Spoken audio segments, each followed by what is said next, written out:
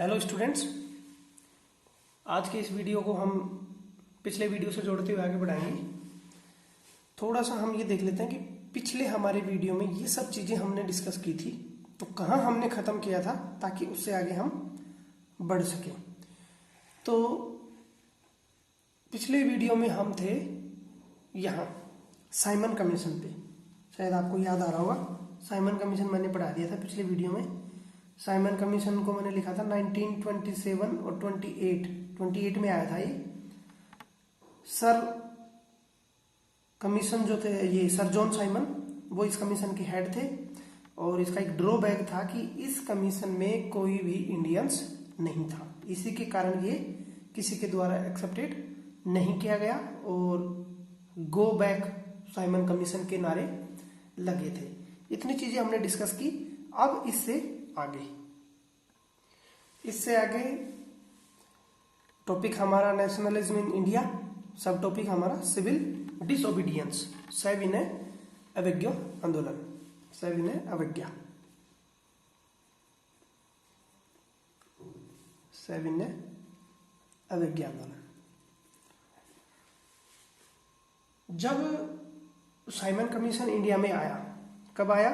1928 में। 1928 में जब साइमन कमीशन इंडिया में आए तो उस समय उनका बड़े पैमाने पर उनका क्या हुआ? विरोध हुआ। ये मैंने आपको बता दिया कि 1928 में वो आए थे।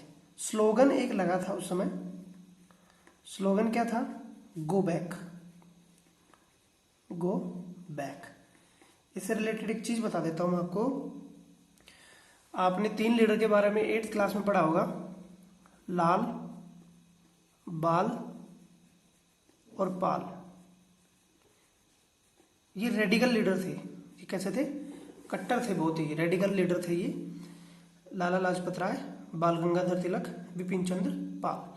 तो इनमें से जो बाल गंगाधर तिलक के बारे में हम सीख चुके हैं कि बाल गंगाधर तिलक की जो डेथ थी वो गांधी जी जैसे ही आए, या उन्होंने जैसे ही खिलाफत आंदोलन और हमारा जो नॉन कोऑपरेशन मूवमेंट जब शुरू किया, उससे पहले उनकी डेथ हो जाती है। लाल बहादुर शास्त्री, लाला लाजपत राय। यदि मैंने लाल बहादुर शास्त्री बोला हो तो उसको करेक्शन कर लेना, लाला लाजपत राय। शेरे पंजाब उनको बोला जाता था, पंजाब से थे ये। तो जब साइमन कमीशन इंडिया में आया उस समय सभी पूरे देश में उनका विरोध हो रहा था। उसी समय पंजाब में लीड कर रहे थे लाला लाजपत राय। तो इनका जब विरोध चल रहा था साइमन कमीशन का, तो अंग्रेजों की हुकूमत थी, अंग्रेजों का शासन था यहाँ। तो उस समय उन्होंने एक्शन लिया। एक्शन लेने में क्या? उन्होंने लाठीचार्ज करवाई। लाठीचार्ज में चोटें इतनी लगी लाला लाजपत राय को कि इससे उनकी डेथ हो गई थी। तो ये इंटरेस्टिंग फैक्ट हो गया आपके लिए, इससे आप इसको जोड़ सकते हैं। अब वापस आते हैं हम हमारे टॉपिक पर। ऑल पार्टीज का क्या कंसर्न था या पार्टियों का क्या स्टैंड था, ये भी तो हमें पता होना चाहिए। All parties were reluctant to adopt Simon Commission. Why? आप सभी को पता है क्यों? क्योंकि उस समय में उस साइमन कमीशन में एक भी इंडियंस नहीं था। अब ये पार्टी की हम बात करें तो पार्टी में हम जोड़ सकते हैं इंडियन नेशनल कांग्रेस, समझिएगा इस चीज को, कांग्रेस। उसके बाद में मुस्लिम लीग हो गई। इसके अलावा आपका था छोटी छोटी पार्टियां और थी, जैसे कम्युनिस्ट पार्टी थी। इसके अलावा आपका हिंदू महासभा थी। ये सब छोटी छोटी पार्टियां और थी जिसमें छोटे पैमाने पर रिप्रेजेंटेशन लोगों का छोटे पैमाने पर रिप्रेजेंटेशन था। ये सभी पार्टियां रिलक्टेंट थी। इनमें से किसी भी पार्टी ने उसको एडप्ट नहीं किया। इन सभी पार्टियों ने एक होकर साइमन कमीशन के खिलाफ डेमोन्स्ट्रेशन किए, बड़े बड़े विरोध संबंधित जितने भी एक्टिविटी थी उनको परफॉर्म की। जब सारी पार्टियां एक साथ आ गई तो उस समय के जो वाइसरॉय थे, देखो गवर्नर जनरल और वाइसरॉय दोनों एक ही हुए, सिर्फ इनका कुछ अंतर था जो आपने सीखा होगा 8th क्लास में कि किसको गवर्नर जनरल बोला गया और किसको वाइसराय बोला गया। वाइसराय कब से अडेप्ट हुआ और गवर्नर जनरल कब से बोला गया। ये सब चीज़ें आपने वॉरेन हेस्टिंग्स के बारे में, लॉर्ड कैनिंग के बारे में ये सब सीख रखा होगा। फिलहाल हमारा वो कंसर्न नहीं है। अभी हम यहाँ सीखेंगे इस सिविल डिसओबीडियंस के कंटेक्स्ट में। तो वाइसराय उस समय थे लॉर्ड इरविन। बहुत इंपॉर्टेंट चीज है, याद रखिएगा, लॉर्ड इरविन। तो लॉर्ड इरविन ने क्या किया, यहाँ तो इरविन हो गया। अब यहाँ से हम यदि आप कनेक्ट करें, जब हमारा नॉन कोऑपरेशन मूवमेंट था तो उस समय हम इंडिया के वाइसराय कौन थे, उस समय थे चेम्सफोर्ड। मॉन्टेग्यू चेम्सफोर्ड हमने पढ़ा था ना।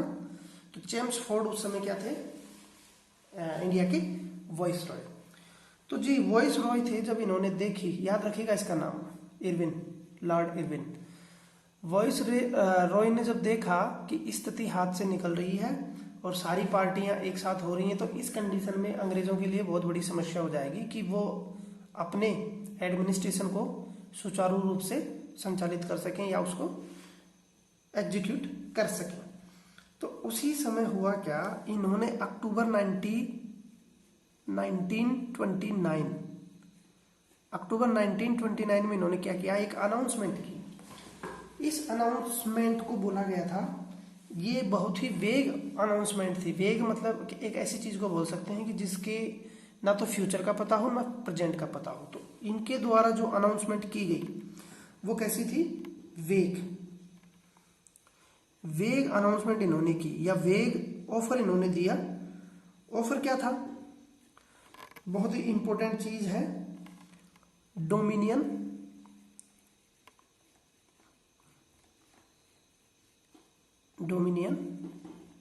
Status.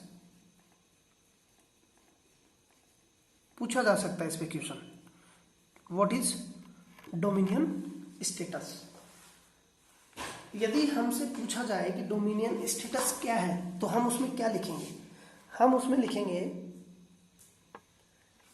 Dominion status is a state where the Britishers where the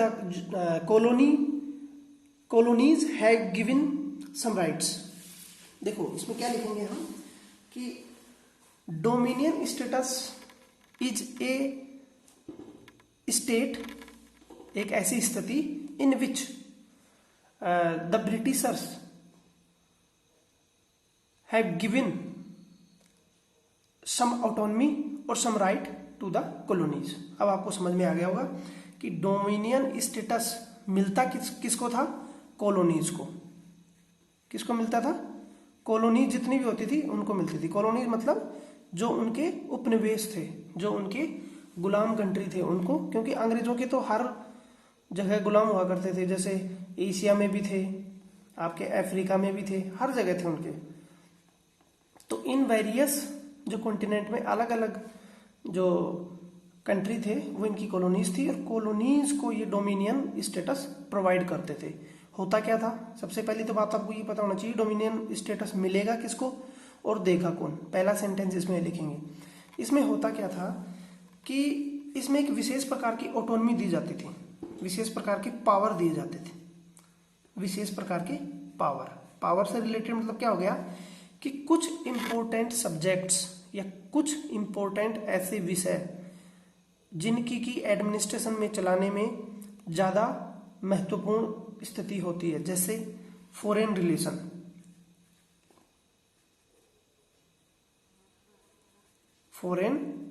relation, इसके अलावा फॉरेन रिलेशन के अलावा कम्युनिकेशन, इसके अलावा डिफेंस।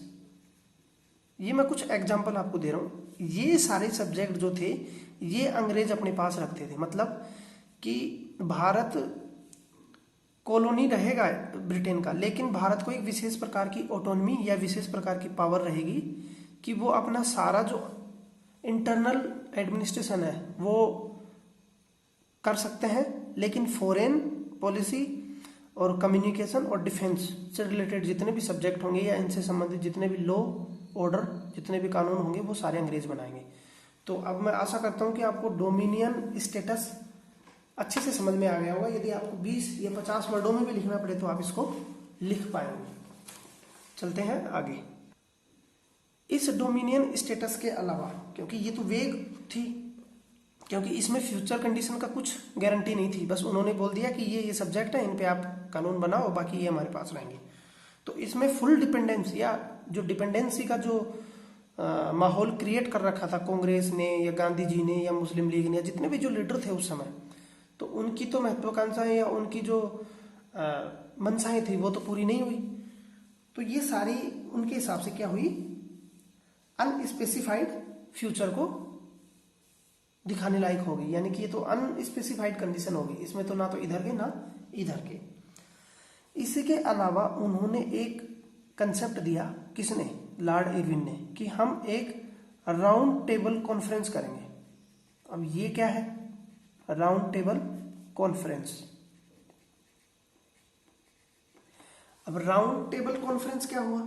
देखो, कॉन्फ्रेंस दो तरह के होते हैं, आपने नोटिस किया होगा कि जैसे मानो ये कॉन्फ्रेंस टेबल है,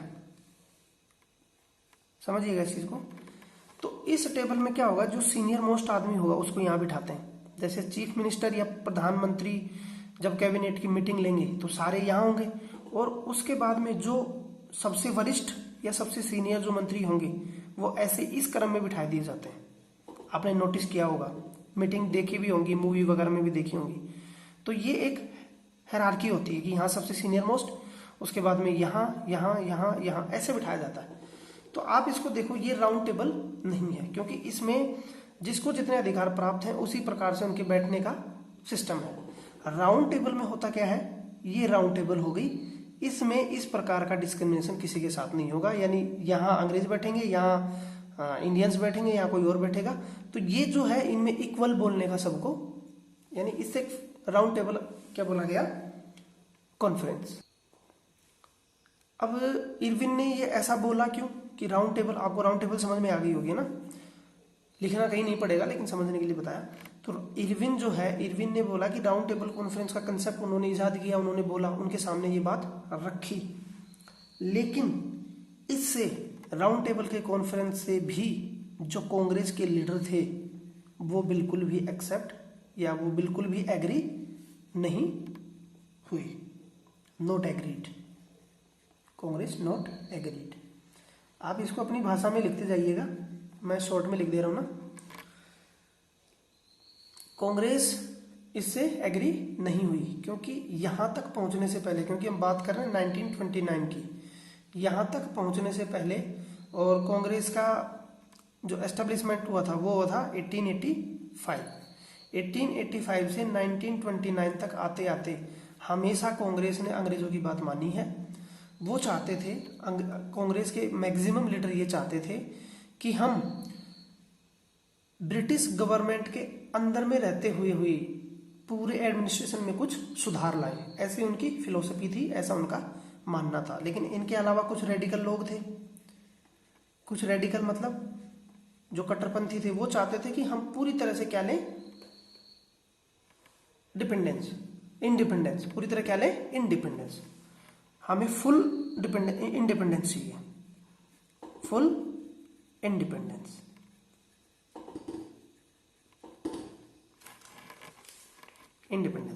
अब ये जो रेडिकल ग्रुप था, कांग्रेस के अंदर रेडिकल लोग भी थे और वो लोग भी थे जो अंग्रेजों की सत्ता के अधीन रहते रहते उसमें सुधार करना चाहते थे।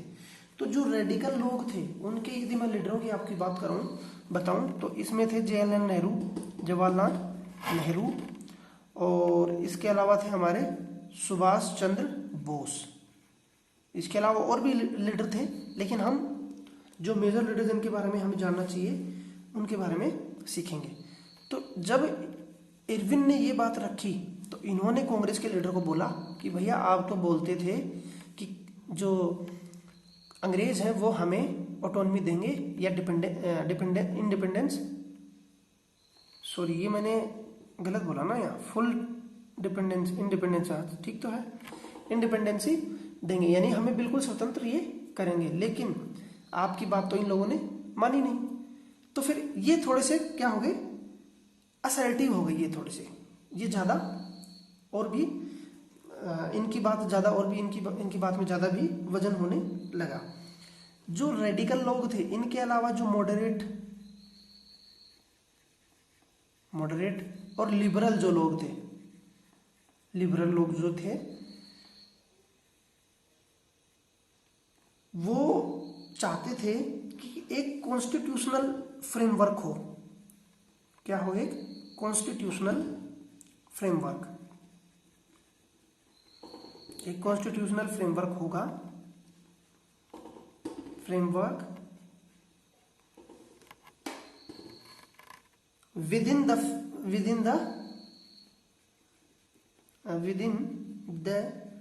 British Dominion,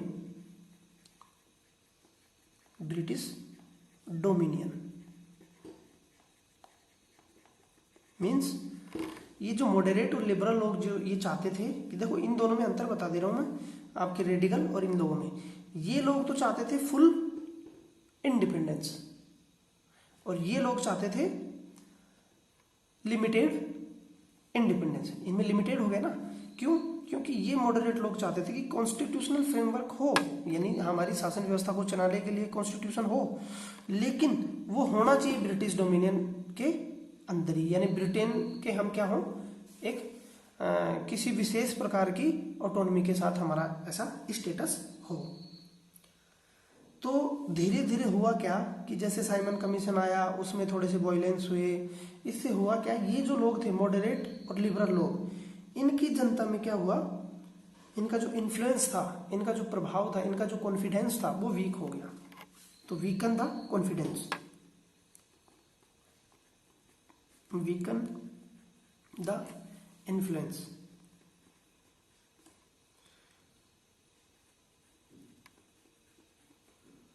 इन पब्लिक, किसका? मॉडरेट और लिबरल लोगों का। और ये ज़्यादा प्रभावी हो रहे हैं, इनको ज़्यादा लोग पसंद करने लग गए। तो ये उस समय क्या चल रहा था, दिक्कतें चल रही थी। आपको पूरी चीज़ें मैंने बता दी। एक चीज़ मैंने बताना इसमें, थोड़ा सा इसमें बताना भूल गया मैं, कि इरविन ने राउंड टेबल कॉन्फ्रेंस का कंसेप्ट क्यों इजाद किया या क्यों सामने रखा, इसके लिए, कॉन्स्टिट्यूशनल फ्रेमवर्क के लिए। यानी इरविन ने कांग्रेस को बोला कि ठीक है भैया, ये जो जितने दंगे हो रहे हैं, जितनी वायलेंस हो रहे हैं, इन सबको आप रोकें, इन सारी एक्टिविटीज़ को रोकें। हम एक कॉन्स्टिट्यूशनल फ्रेमवर्क तैयार करेंगे, उसके लिए एक राउंड टेबल कॉन्फ्रेंस भी हम ऑर्गेनाइज करेंगे। तो अब आपको समझ में आ गया होगा ये चीज़ें। अब इसी दौरान होता क्या है, इन 1929 बहुत ही इंपॉर्टेंट घटना होगी यहाँ। इन 1929 लाहौर अधिवेशन, याद रखिएगा, लाहौर सेशन किसका? INC, Indian national Congress. ये सारी चीज़ें मैं जो बोल रहा हूँ ये बिल्कुल आपको याद होनी चाहिए। 1929, इससे पहले हमने बात किया था कहाँ का, 1920 में नागपुर का अधिवेशन, जहाँ क्या मिला था, नॉन कोऑपरेशन मूवमेंट के प्रपोजल को मंजूरी मिली थी। तो इन 1929 लाहौर सेशन अधिवेशन किसका? इंडियन नेशनल कांग्रेस का। इसको चेयर किसने किया? जवाहरलाल नेहरू, JL नेहरू। यहाँ एक बेहतरीन और एक सबसे इंपॉर्टेंट कंसेप्ट इजाद किया गया। कौन सा? पूर्ण स्वराज।